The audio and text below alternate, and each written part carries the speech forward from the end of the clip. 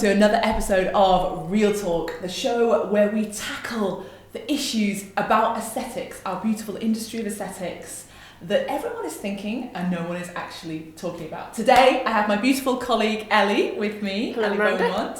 And Hello, Ellie has been with us for 3 years. That's correct. And Ellie looks after the physical aspect of the clinic. So you're a clinical coordinator and make sure that everything is tip-top around the clinic. But why I'm particularly interested to talk to you today, Ellie, is because you are a lady in your 50s. That's correct. And I find it so interesting the way that different people from different generations or different time brackets, how they interact with aesthetics. So first of all, what does aesthetics mean in your life? You know, what does it bring you? For me, it has opened up a new area of looking at the way that we look at our faces. Okay. That's the way that I understand it. Obviously, after working here for some time, I've learned a lot more. But I was very ignorant to aesthetics in my 30s, and then life took a bit of a different turn for me. And I had to have surgery and I had to have a hysterectomy. Mm. And so I was going menopausal at a very young age. I did some research and I realised that, you know, it can have an effect on our face. So time went by and then I got into my 50s where I am now. I'm 55 now, and I noticed like quite some ageing around my eyes area. I've been quite lucky other than that. Yeah. I'm not, some ladies can age a lot more with a lot of lines around their eyes, whereas mine was more a lot of hooding above the eyes. So I pursued and did some research. I was going to have radical surgery to have some flesh removed. And then a friend said, I go to a company called Skin Viva in Manchester. Personally, I always thought I'd just leave everything to nature. Okay. But then, like, my eyes, you know, began to bother me. So I don't personally intend to have lots of things done. But if I see something that really bothers me, sort of getting out there, and bothers my confidence, then I would now definitely have more done. Yeah. But I. At the moment I'm happy with my looks. I think it is so natural. I always thought that any work that was done to the face from aesthetics, I thought it would be quite the other extreme to what we do here. Like that it might be just look overdone. Yeah. And would that be bad for you? Like you don't I wouldn't like that. I wouldn't like that at all. But because I know how we here at this business are so ethical and we care a lot about, and I've seen this, and I express this all the time, that we really, really, if let's say for instance, if I said I wanted X amount of mils in my lips, I know the doctors won't do that, and that I think is really, really important, and I'm attracted to that.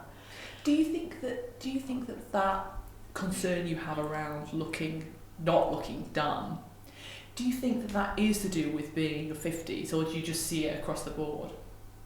Possibly no, probably because of the age, really, definitely, yeah.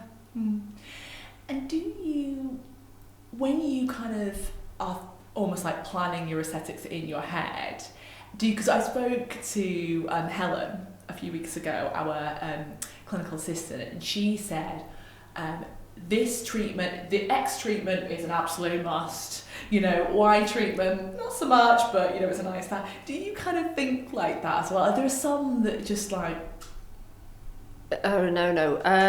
I've had my cheeks done about 18 months ago. For me, I wouldn't possibly go there again because of my face and my age. The more I smile, I think that my cheeks just end up because I've only got little eyes, so that affects me personally. And do you, when you're thinking about your eyes, having some anti-wrinkle treatment to, maybe widen them, what does that mean to you? It gives me more confidence so it's a psychological thing, isn't it then? Because, like for instance, I would never have even thought about having my eyebrows done, and I've just gone on to having I've just on Saturday had microblading of my eyes. So it all it does sort of have a knock-on effect of, you know, you see the results, and so you go for more fresh, because it makes you just feel fresher. But how does that play out in your life? You know, what kind of, and it doesn't have to be things that you do, like you go and start a new club or something like that, but in a moment to moment, what kind of moments do you have that you wouldn't have had before, or not? Well, people who don't see me on a regular basis comment on how much younger I look, and they want to know what it is, you know. So yeah, well, they don't always know, you know, that I've not gone into depth that I work here, and I've not hidden the fact. They've just not seen me for ages, and then said, you know, God, you know, what have you been doing? You know, what are you eating? What's different? You know, they can't put the finger on it, and that's a nice boost of ego and confidence. That. Yeah. So that word ego is an interesting one, because I have quite a negative connotation on ego, but I have I mean, you've chosen that word, but I completely am in alignment with you about the boosting of confidence in aesthetics. Just want to explore that. You maybe have used that word in a non-negative way, but I know that some people who are watching might be thinking, oh, you know, am I being egotistical? Am I being selfish? Am I being vain? You know, how do you vibe with that? Are we being those things by having treatment? I don't think so. I think that personally, you know, we work hard. We should enjoy life, and if it makes you feel better, then go for it. Mm-hmm. And it does make me feel better. Very personal things, aren't they? But I watched a documentary many years ago.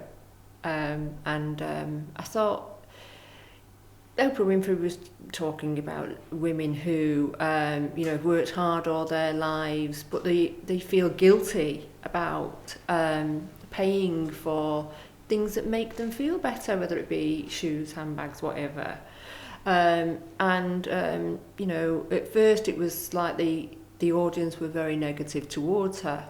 But then she said, well, no, you know, we have every right to look after ourselves and make our lives better for ourselves, and don't think of the word of being selfish. Yeah. It's all about being selfful. And it always sticks in my mind.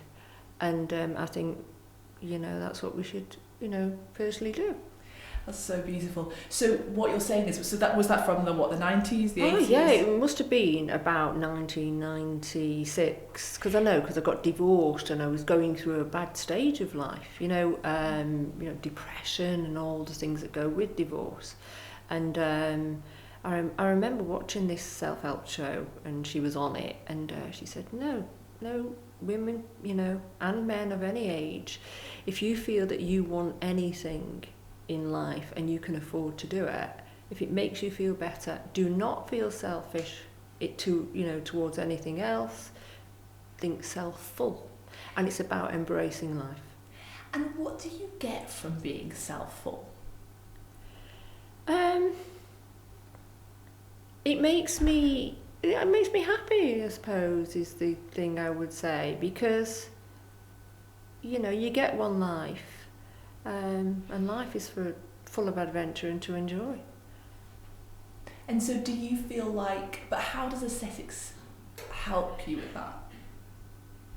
Because it gives you that confidence. I feel it gives you the confidence to do things like this. Yeah. How many people would go in front of a camera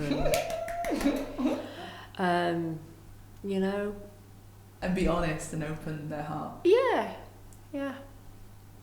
good for you. That's just the way we roll. That's good for you. Camera up.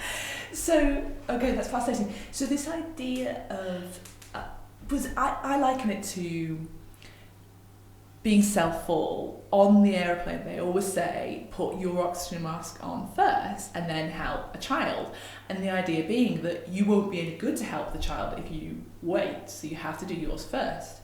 But again, you know, whether we have children or not, I think potentially maybe more women as well in our society have this fear of coming across as selfish and vain and all of those things that kind of are in this bracket over this ego bracket over here. So do you, you know, what do you think about, like, by you investing in yourself in this way, do you think that takes away from others in your life? No, definitely not. I personally haven't got children, so, you know, I can't sort of speak for somebody who has, because I know a lot of my friends who've got children, they do neglect themselves in sort of like these areas because they do feel guilty because they're spending money on themselves. But I've said, look, you know, again, if you can afford to make yourself look better, feel fresher, whatever that be, then you owe that to yourself. And you have to find that balance. But also, I think that if you fill yourself up, you are serving people better anyway. Yeah, definitely, yeah. Because you're on the front foot.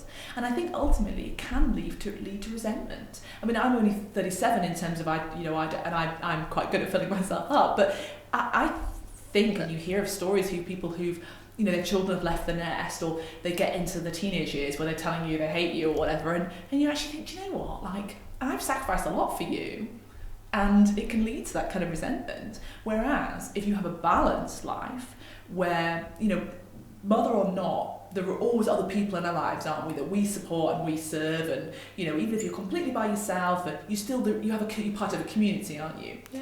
But I feel like you won't be able to serve this community of yours if you're running on a, you know, you've had no self-care and no, you know, self-filling, you know, I just don't think you would show up very well for those people anyway. I think you just have a totally different mindset. You know, it's hard to speak for somebody else, isn't it? But it just boosts me and gives me a great lift. I mean, I even, you know, like when I'm speaking to clients that, you know, cause, you know, do half an hour car park duty here, and you know, sometimes a new client can be quite nervous, and they have all kinds of things going through their minds, and I always reassure them and say, you know, I've had my cheeks done, I've had my lips done, the doctors will look after you here, and you'll be, you know, very well cared for, and if you really want it, you just go for it. Oh. You've always been incredibly passionate, haven't you, about the company, about what we do. Yeah. And I think that's from your own experience. The company's been good to me, Miranda, and I think, you know, by me, you know, being here, we help each other. We're a great team, aren't we? You know. Yeah, and that comes across in the way that you can reassure someone. But I always worry a little bit about. I don't want anyone thinking that we would be like, oh, it's absolutely, oh, you know, no pain, it'll all be fine. You know, we're not, but what you're doing is you're extending a caring hand to those people and saying, I've been there and it'll be okay, and, you know, these are you know, you don't have to go for it, but if you do, then, you know, you do what you want. Personally, I think that, you know, if I see somebody that's anxious, and sometimes I can spot it, I think that's my Cancerian nature coming out, you know, my sensitivity, then if I can reassure them and say, well, I've had that done. I've told many people that I did, with Dr. Tim here, I did a special training video, and he basically was putting fillers into my forehead, and I remember, and I this is 100%, I actually fell asleep while having the treatment and started to snore. Remember that? And they had to edit it out, you know, obviously, because it was a training video. and I said, you know, I had that done, and it didn't feel a thing, you know. And I think that they can sort of, they can relate, because I'm a physical person that's had something done, and eases them a bit, you know. And you fell asleep. The ultimate self-care. Come and get needles on your face and fall asleep while you're doing it. No, it's so interesting you say that, because when I get on that bed, and particularly because it's a beautiful view, isn't it, out to... Beautiful, yeah.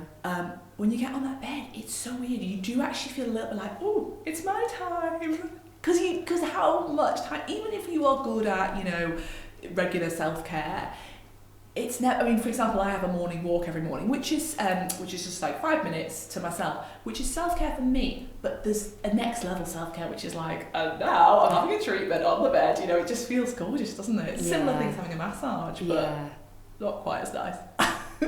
Right, on that note, we will leave it there. Thank you so much for watching. We hope that's been of interest and it's been allowed you to kind of see into our world and the world of different colleagues at different ages.